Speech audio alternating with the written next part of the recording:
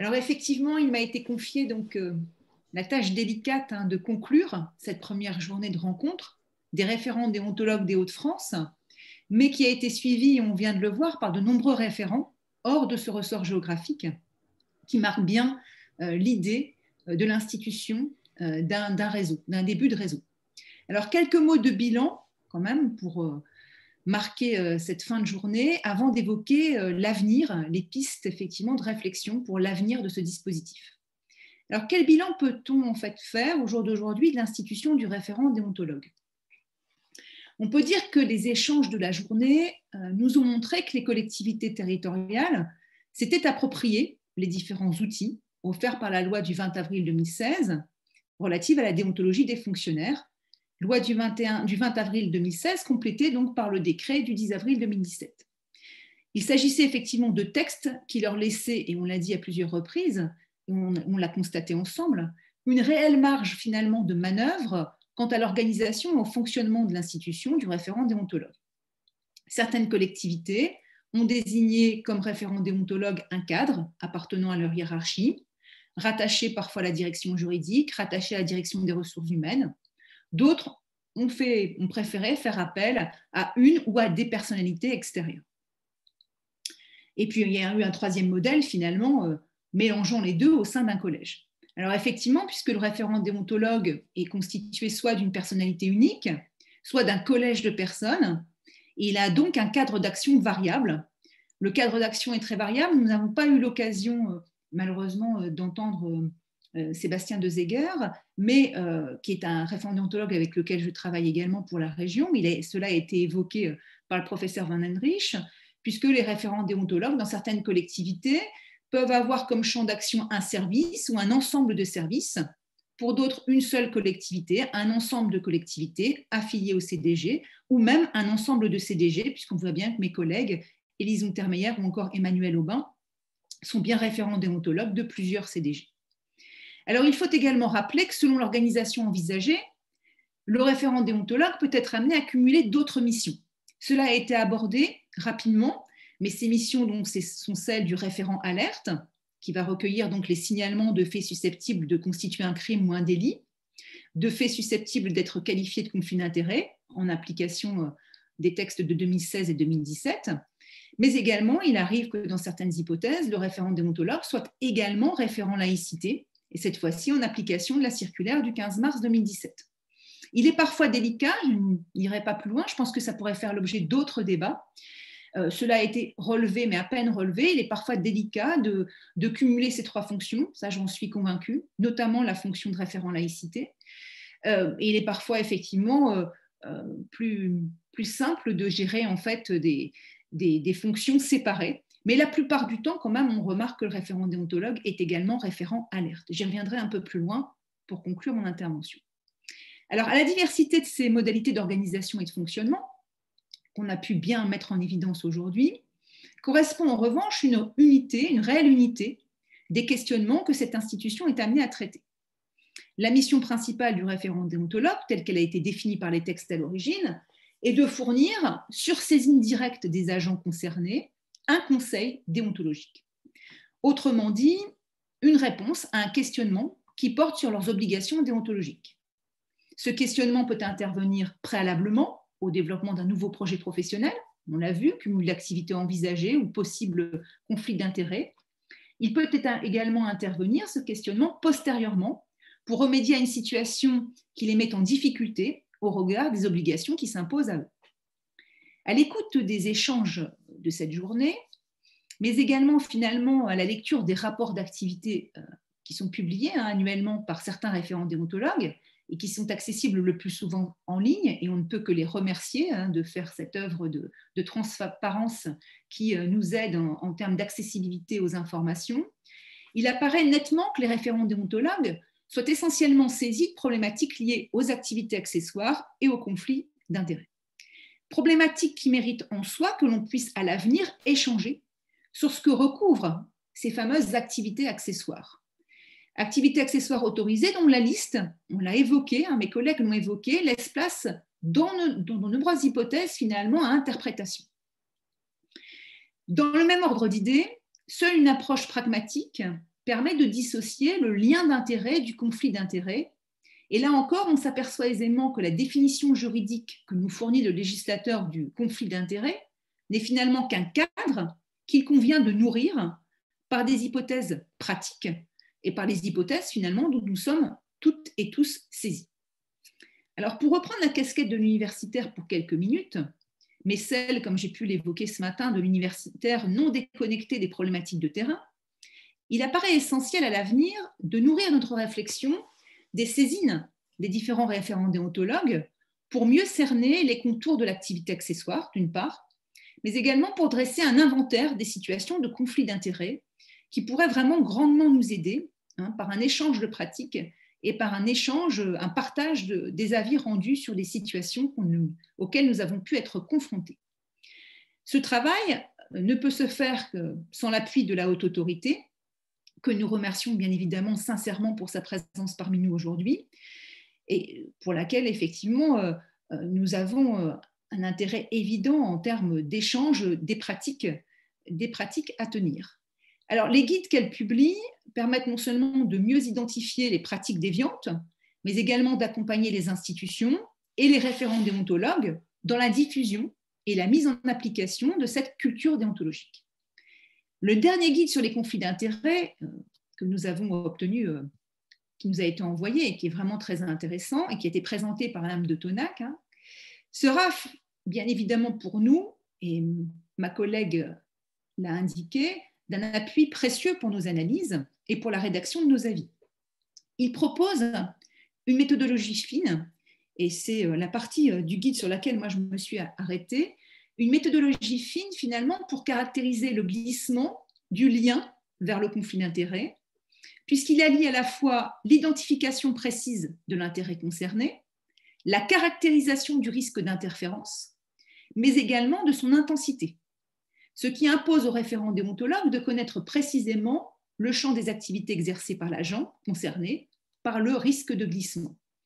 Et tout à l'heure a été évoquée l'importance de la pédagogie aussi, la pédagogie en matière de déontologie.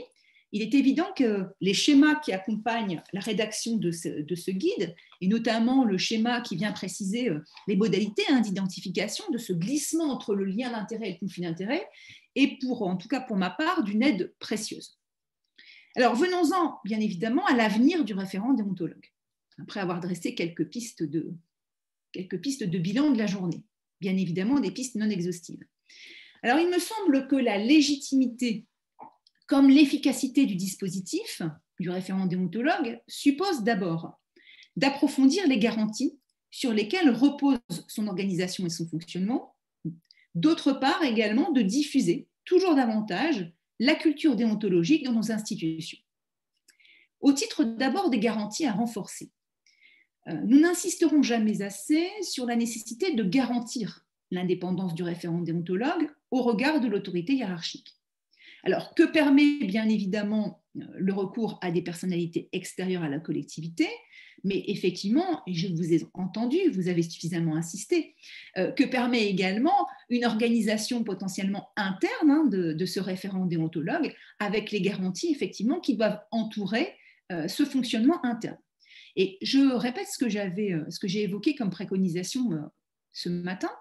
Il me semble que pour les agents donc, de la collectivité qui occupent la fonction de référent déontologue et qui de facto sont intégrés à un moment donné à une hiérarchie administrative pour leurs autres activités, il est nécessaire que la décision qui les nomme précise explicitement qu'ils ne peuvent recevoir d'instructions de la part du président de la collectivité ou du président du CDG ou du directeur général des services. Nous l'avons évoqué, vous avez évoqué des lettres de mission qui actaient notamment de vos obligations de secret, d'indépendance également et d'impartialité.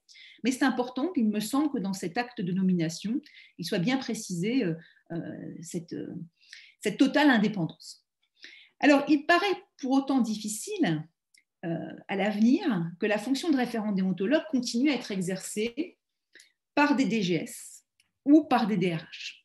C'est quand même un élément qui me semble quand même délicat à maintenir à l'avenir.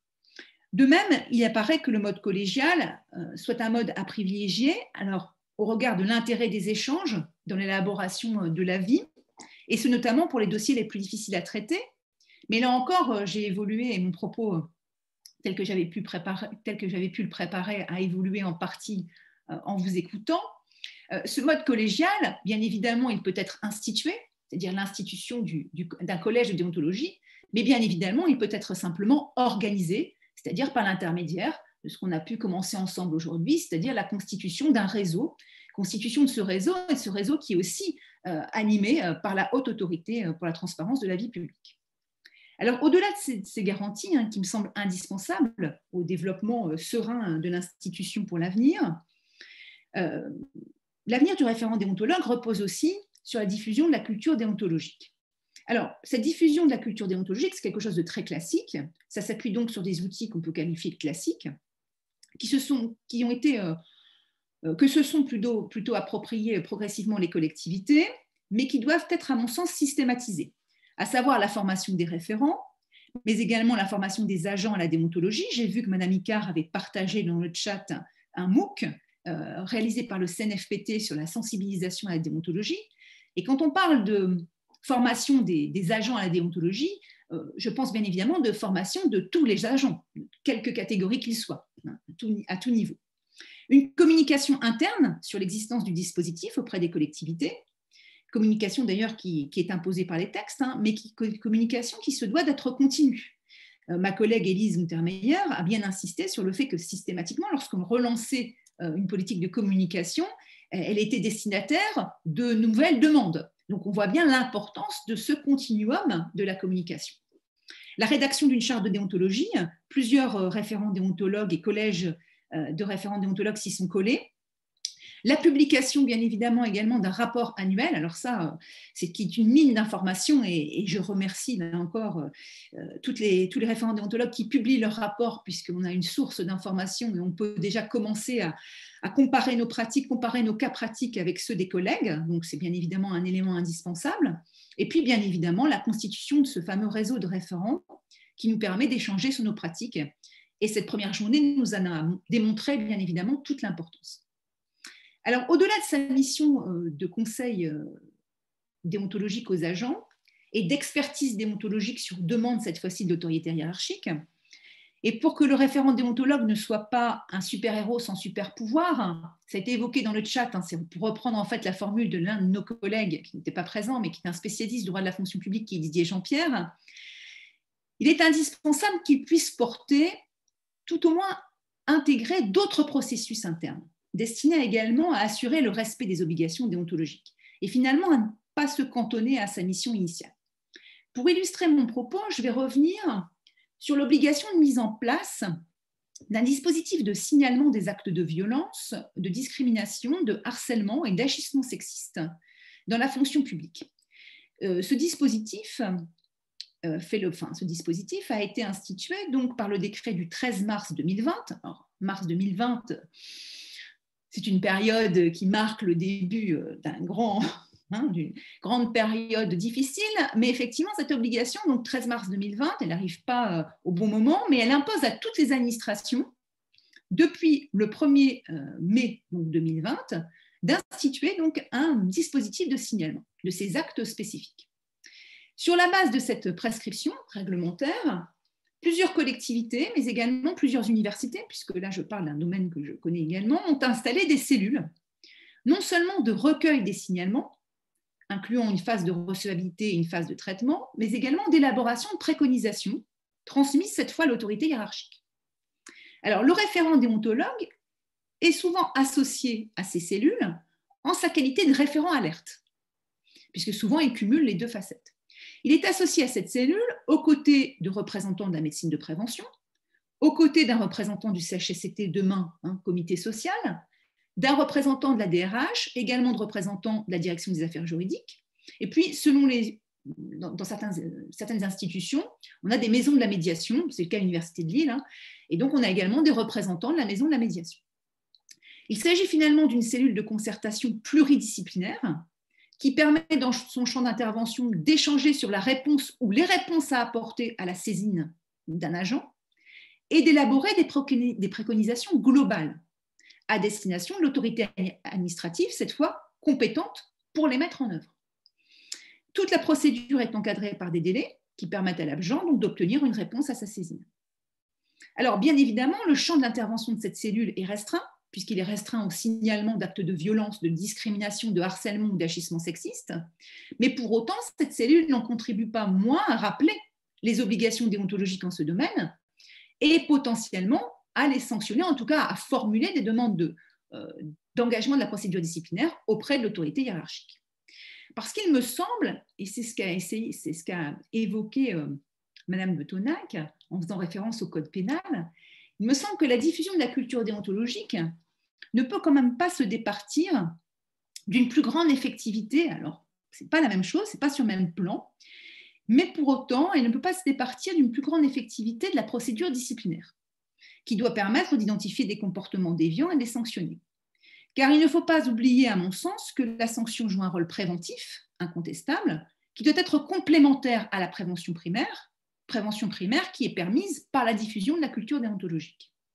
Alors, c'est vrai que c'est un peu particulier de terminer par cette idée finalement de retour de la sanction, alors que le référent déontologue, c'est la prévention, c'est la culture déontologique, c'est finalement amener l'agent à réfléchir par lui-même à ses obligations déontologiques, certes, mais pour autant, cela ne doit pas faire oublier que les autorités administratives détiennent un pouvoir hiérarchique, que dans le cadre de ce pouvoir hiérarchique, certains comportements sont à sanctionner, que longtemps les autorités administratives, qu'elles soient étatiques, hospitalières ou territoriales, ont eu bien du mal à enclencher les procédures disciplinaires et qu'effectivement, il est parfois utile à un moment donné de rappeler que derrière le comportement déviant et ne respectant pas les obligations hiérarchiques, il y a cette possible sanction. C'est aussi un élément qu'il ne faut surtout pas oublier, et je pense que la référence au glissement entre lien d'intérêt, puis conflit d'intérêt, puis prise illégale d'intérêt, montre finalement tout l'intérêt de cette réflexion aussi sur la place de la sanction. J'avais noté enfin pour terminer que bien évidemment le référent déontologue, pour terminer sur une note un petit peu plus positive, a une mission finalement de protection des agents, c'est certain, de protection de l'intérêt public.